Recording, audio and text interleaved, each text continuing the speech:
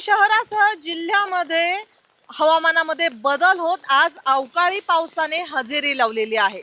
पुण्याच्या अनेक विभागामध्ये म्हणजेच औंध, पाषाण, बाणेर, पेठांचे काही विभाग, कात्रज अशा सगळ्या परिसरामध्ये पावसाने हजेरी लावलेली आहे।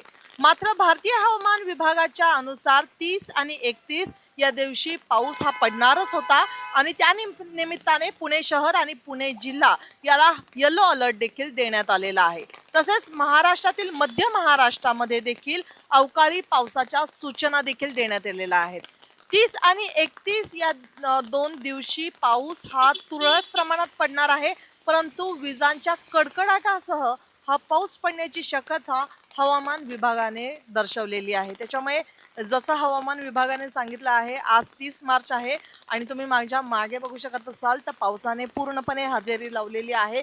खरं तर गेले 2 दिवस पुण्यातलं तापमान हे 40 अंश सेल्सिअसच्या पार गेलं होतं आणि उकाड्याने सर्व नागरिक हे हैराण झाले होते। परंतु आज दुपारी 1 वाजल्यानंतर वातावरणामध्ये ज्या प्रकारे बदल होत गेला आणि पावसाचं वातावरण तयार होत आलं आणि दुपारी 3 नंतर पावसाने हजेरी लावलेली आहे। त्याच्यामुळे एकूणच या उकाड्यापासून नागरिकांना दिलासा मिळत आहे।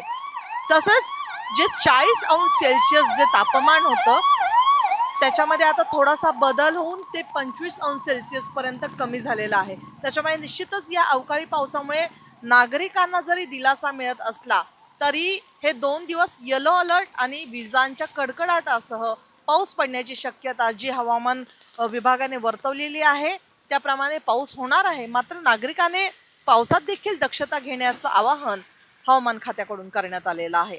व्हिडिओ जर्नलिस्ट रोहित वनकटेसह प्रतीक्षा पारखी, LS मराठी, पुणे।